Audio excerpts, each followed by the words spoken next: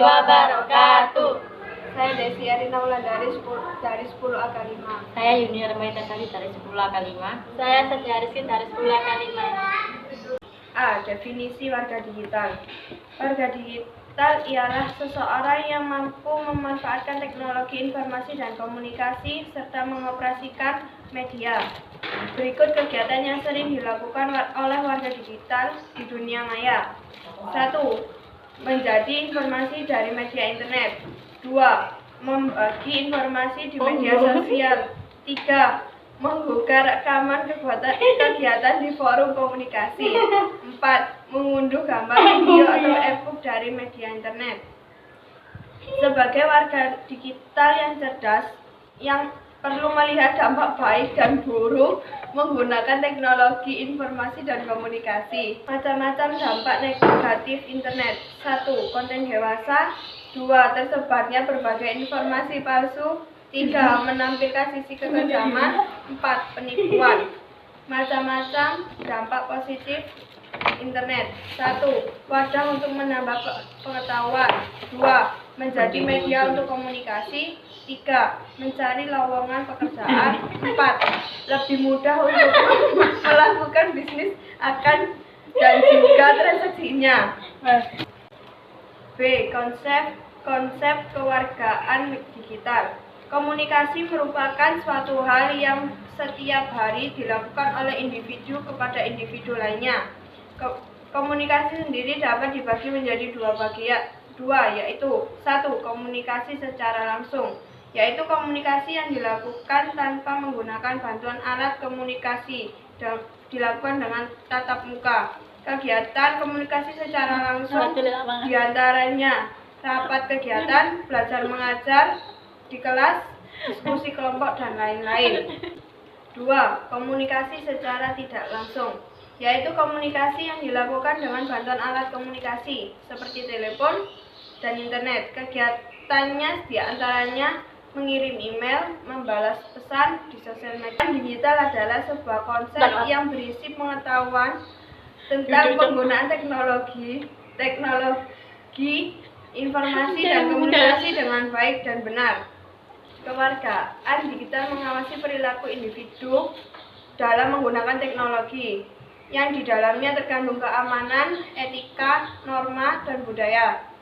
Penerapan konsep kewarganegaraan digital dengan cara menggunakan teknologi dunia maya yang baik dan benar antara lain dengan cara 1. Pemilihan kata yang tepat saat berkomunikasi. 2. Tidak menyinggung pihak lain. 3. Tidak menyebarkan informasi rahasia. 4. Tidak membuka tautan yang mencurigakan. 5. Tidak menyebarkan informasi yang mengandung kebohongan.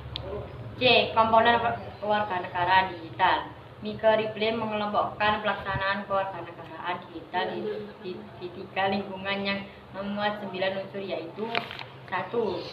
Lingkungan belajar. Lingkungan belajar telah memanfaatkan pembelajaran unsur-unsur yang menjadi komponen kewargaan digital. Mika Ripley mengelompokkan pelaksanaan kewarganegaraan digital dalam 3 lingkungan yang memuat 9 unsur, yaitu 1. Lingkungan belajar. Lingkungan belajar telah memanfaatkan teknologi informasi, data, dan rujukan dalam pembelajaran. Unsur-unsur yang menjadi perhatian sebagai berikut. A. Akses digital. Salah satu hak dasar warga digital adalah dapat mengakses fasilitas teknologi informasi dan komunikasi dengan nyaman. B. Komunikasi digital.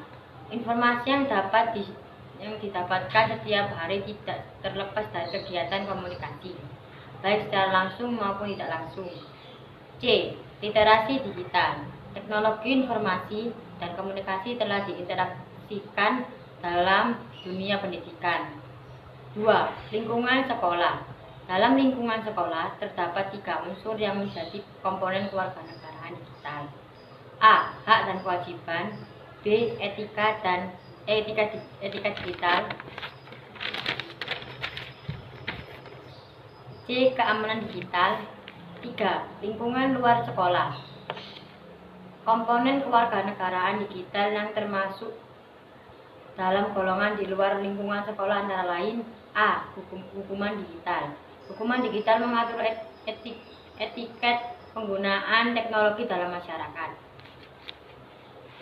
Hukum siber di Indonesia yang mengangkut kegiatan digital yang dikategorikan menjadi 5 aspek, yaitu 1. Hak cipta, 2. Merek daging, 3. Fitnah dan pemecahan nama baik, 4. Privasi, 5. Jurisdiksi dalam ruang siber. B. Transaksi digital. Fasilitas bertransaksi dan berbelanja merupakan salah satu kegiatan yang ditawarkan di dunia digital. C. Kesehatan digital. Kesehatan yang perlu diperhatikan seperti kesehatan mata, telinga, tangan, bahkan keseluruhan badan. D. Manfaat mempelajari kewarganegaraan digital. Komponen kewarganegaraan digital menjadi salah satu hal yang penting dalam aktivitas digital. Mempelajari konsep kewargaan digital memberikan beberapa manfaat, di antara lainnya: 1. Dapat mengembangkan pengetahuan dan kemampuan untuk mengoperasi peralatan teknologi komunikasi dan informasi. 2. Dapat menggunakan peralatan teknologi komunikasi dan informasi untuk tujuan yang benar, yaitu untuk menuangkan ide atau gagasan pribadi sehingga meningkatkan data kreativitas. 3. Dapat memberikan penjelasan kepada pengguna peralatan teknologi komunikasi dan informasi untuk lebih bertanggung jawab dalam menggunakan peralatan teknologi komunikasi dan informasi. Masuk web browser secara otomatis. B. Pasang antivirus dan perangkat lunak anti-spyware. C. Jangan pernah mematikan firewall. 2. Jadilah orang yang baik. A. Perlakukan orang lain seperti Anda ingin diperlakukan. B. Bersimpatilah terhadap teman-teman. Jangan hanya menjadi pengamat. C. Jangan membagikan informasi pribadi orang yang dikenal tanpa izin mereka, misalnya rekan atau anggota keluarga. 3. Berbagilah dengan hati-hati. A. Jangan membagikan informasi pribadi kepada publik. B. Berhati-hatilah dalam menambahkan teman. 4. Bergabung dengan cerdas, jujur, dan berhati-hati. Dalam dunia nyata, perilaku masyarakat dibatasi dan diatur oleh norma sosial. Kewajiban warga digital adalah memahami dan menerapkan etika dalam berkomunikasi di dunia maya. Dalam kegiatan berbagi secara daring, perlu memperhatikan beberapa hal yang disebut concepting through inspiring, necessitating. Concepting ini berkaitan dengan etika kewargaan digital. Konsep ini terdiri atas 1. Is it true? Benarkah? 2. Is it hurtful? Menyakitkankah? 3. It is inspiring, menginspirasikan. 4. It is necessary, pentingkah? 5. Is it in, santumkan.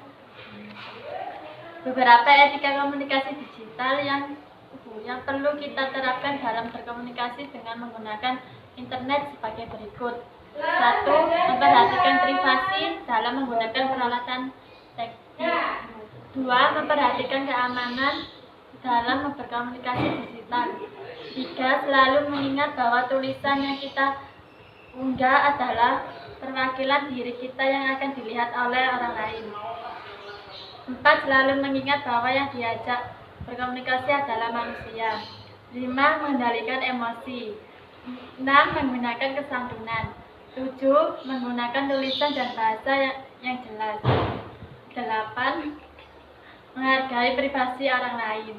9. Posisi kita, menyadari posisi 9 posisi kita, dari posisi kita.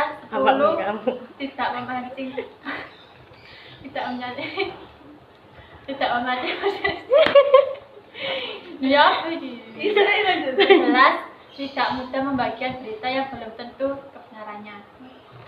Sekian dari kami. Wassalamualaikum warahmatullahi wabarakatuh.